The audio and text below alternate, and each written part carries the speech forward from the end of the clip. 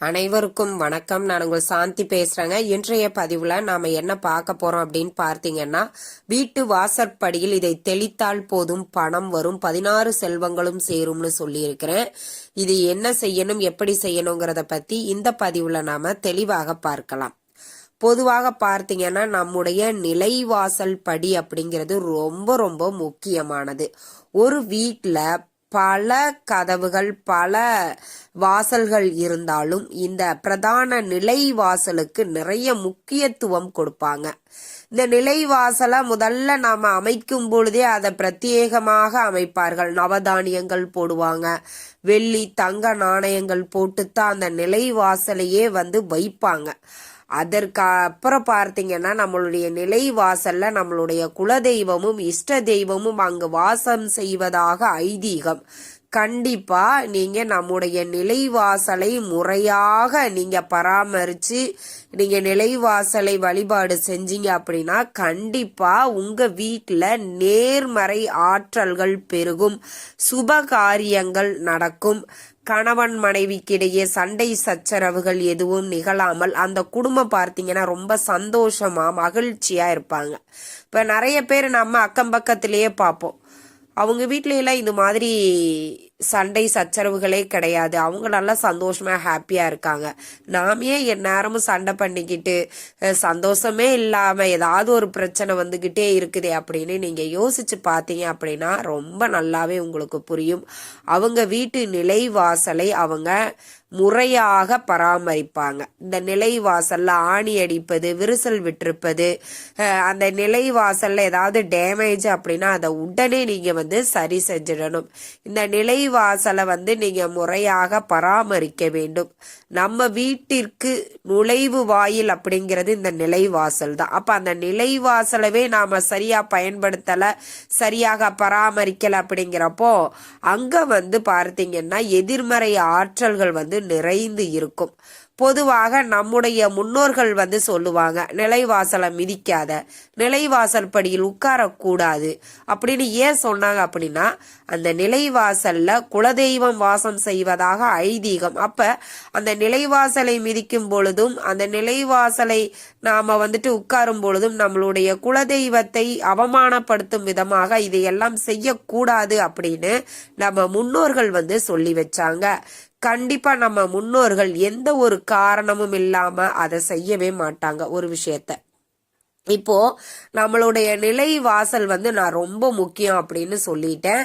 இந்த நிலைவாசல்ல தினமுமே மஞ்சள் பூசி கோலம் போட்டு நாம நிலைவாசல் பூஜை செய்யணும். ஆனா இப்ப இருக்கக்கூடிய காலகட்ட சூழ்நிலைகள்ல அதற்கு வாய்ப்பு அப்படிங்கிறது ரொம்பவே குறைவு. அதாவது தினமும் செய்ய முடியாவிட்டாலும் அந்த வெள்ளிக்கிழமை செவ்வாய்க்கிழமை நாட்கள்ல நம்ம நிலைவாசல் பூஜை அப்படிங்கிறது கண்டிப்பா செய்யணும். முன்பெல்லாம் பார்த்தீங்கன்னா பசுமாட்டு சாணம் எடுத்துட்டு அதை தெளிச்சு நிலைவாசல் படியில நல்ல மஞ்சள் குழைச்சு பூசி மஞ்சள் குங்குமம் வச்சு நம்முடைய முன்னோர்கள் வழிபட்டாங்க. ஆனா இப்ப பெரிய பெரிய அபார்ட்மெண்ட்ல நம்ம இருக்கிறோம், கோலம் போடுவதற்கோ இங்க சாணம் தெளிப்பதற்கோ வாய்ப்பு கிடையாது. அப்படிங்கிறவங்க உங்க பூஜை அறையிலேயாவது ஒரு கோலம் போடுங்க. அரிசி மாவினால் கோலம் போடுவதுதான் ரொம்பவே சிறப்பான பலன்களை உங்களுக்கு கொடுக்கும். இல்ல கோலம் மாவு கூட நீங்க அரிசி மாவை மிக்ஸ் பண்ணி கூட நீங்க கோலத்தை தாராளமாக போடலாம். வாய்ப்பு இருக்குது அப்படிங்கிறவங்க பசுஜானம் கரைத்து தெளிச்சு கோலம் போட்டுக்கோங்க. வாய்ப்பு இல்ல, அபார்ட்மெண்ட்ல இருக்கிறோம், கோலம் போடுவதற்கு கூட எங்களுக்கு வாய்ப்பு இல்லை அப்படிங்கிறவங்க அபார்ட்மெண்ட்டாக இருந்தா கூட சின்னதா நீங்க அங்க சாணம் தெளிக்க வேணாம், ஆனா கொஞ்சமா மஞ்சள் கலந்து அந்த தண்ணியை தெளிச்சிட்டு அரிசி மாவால ஒரு சின்ன கோலம் போட்டுக்கோங்க.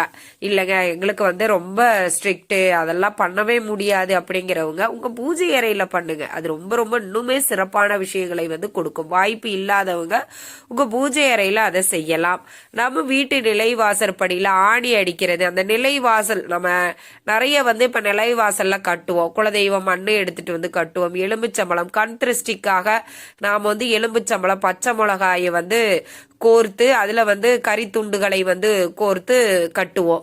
இது எல்லாமே பார்த்தீங்கன்னா நம்ம நிலைவாசலுக்கு மேல செவர் இருக்கும் பாத்தீங்களா, அந்த செவத்துல தான் ஆணி அடிக்க வேண்டுமே தவிர நிலைவாசல்ல எப்பவுமே நீங்க ஆணி அடிக்க கூடாது. அதை நல்லா ஞாபகத்துல வச்சுக்கோங்க. நான் நிறைய பதிவுல நான் சொல்லிட்டே வரேன். நிலைவாசல்ல ஆணி அடிக்கிறது அது செய்யவே கூடாது. எந்த ஒரு சுவாமி படங்கள் மாட்டுவதற்கு கூட நீங்க வந்து நிலைவாசல்ல ஆணி அடிக்கவே கூடாது. அது ரொம்பவே நம்ம வீட்டிற்கு வந்து எதிர்மறை எண்ணங்களைத்தான் எதிர்மறை ஆற்றல்களைத்தான் உருவாக்குமே தவிர அதனால வேற எந்த ஒரு நல்ல பலனுமே கிடைக்காது. இப்போ இந்த எலுமிச்சம்பழத்தையும் பச்சை மிளகாயும் நாம ஏன் நம்ம நிலைவாசலுக்கு மேல கட்டுறோம்? கண் திருஷ்டி போகுவதற்கு. இந்த கண் திருஷ்டி மட்டும் இதனால போகாதுங்க. நம்ம வீட்டிற்கு வரக்கூடிய தீய சக்திகள் மூதேவி உள்ள வரவிடாமல் அது வந்து தடுக்கும்.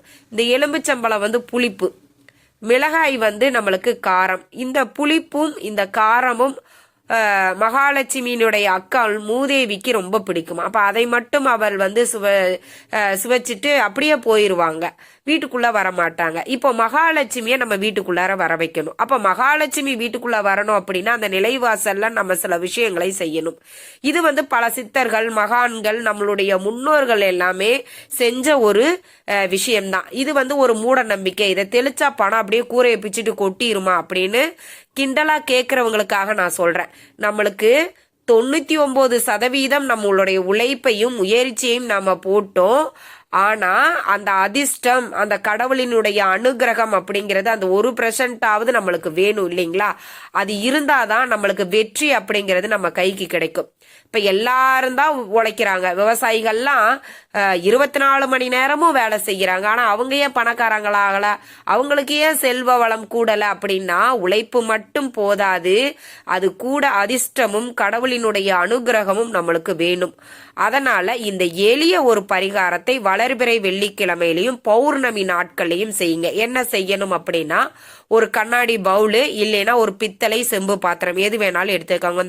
இந்த 3 நாள் ஆன உலோகங்களை எடுத்துக்கோங்க. அதுல வந்து பன்னீர் ஒரு பாட்டில் வாங்கிக்கோங்க. அதுல முழுவதுமா பன்னீரை ஊத்திருங்க. ஏலக்காய், கிராம்பு, பச்சை கற்பூரம், விரலி மஞ்சள், அதே மாதிரி பார்த்தீங்கன்னா இது எல்லாமே நீங்க வந்து இந்த இடிக்கிற கல்லெல்லாம் இருக்கும் பாத்தீங்களா, அதுல நல்லா பவுடர் பண்ணி எடுத்துக்கோங்க. எடுத்து அந்த பன்னீர்ல கலந்துட்டு மா இலை இல்லைன்னா வேப்ப இலை, இது 2 எந்த இலையை வேணுமானாலும் நீங்க பயன்படுத்திக்கலாம். இந்த இலையை வச்சு உங்க நிலை வாசல்ல நல்லா தெளிச்சு விடுங்க. மேல கீழே சைட்ல எல்லா பக்கமும் உங்க நிலைவாசல்ல எல்லாமே தெளிச்சு விடுங்க. இந்த வாசனை வந்து மகாலட்சுமியை நம் வீட்டிற்குள் வர வைக்கும். அப்ப மகாலட்சுமி நம்ம வீட்டுக்குள்ள வந்துட்டாங்க அப்படின்னாலே ஆட்டோமேட்டிக்கா நம்ம வீட்டுல செல்வ நிலைகள் உயர ஆரம்பிக்கும். 16 வகையான செல்வங்களையும் மகாலட்சுமி தாயார் உங்களுக்கு அருள் புரிவார். இந்த எளிய ஒரு விஷயத்தை மட்டும் செய்யுங்க. வளர்பிறை வெள்ளிக்கிழமை பௌர்ணமி நாட்கள்ல செய்யணும். எக்காரணத்தை கொண்டும் தேய்பிறை வெள்ளிக்கிழமையில இந்த பரிகாரத்தை செய்யாதீர்கள். வளர்பிறையில செய்யும் பொழுது அது வளர்ந்து கொண்டே இருக்கும் அப்படிங்கிறது ஐதீகம். அதனால வளர்பிறை வெள்ளிக்கிழமையிலையும் நாம செய்யலாம். நிறைஞ்ச பௌர்ணமி ரொம்ப சக்தி வாய்ந்த நாள். அந்த நாள்லையும் இந்த எளிய விஷயத்தை செய்து பயன்பெறுங்கள். இந்த தகவல் உங்களுக்கு ரொம்பவுமே பயனுள்ளதாக இருந்திருக்கும் நினைக்கிறேன். வீடியோ பிடிச்சிருந்தா லைக் பண்ணுங்க, ஷேர் பண்ணுங்க, கமெண்ட் பண்ணுங்க. இந்த பதிவை உங்களுடைய உற்றார் உறவினர்கள் நண்பர்களுக்கும் ஷேர் பண்ணுங்க. அவங்களும் பார்த்து பயன்பெறட்டும். நன்றி, வணக்கம்.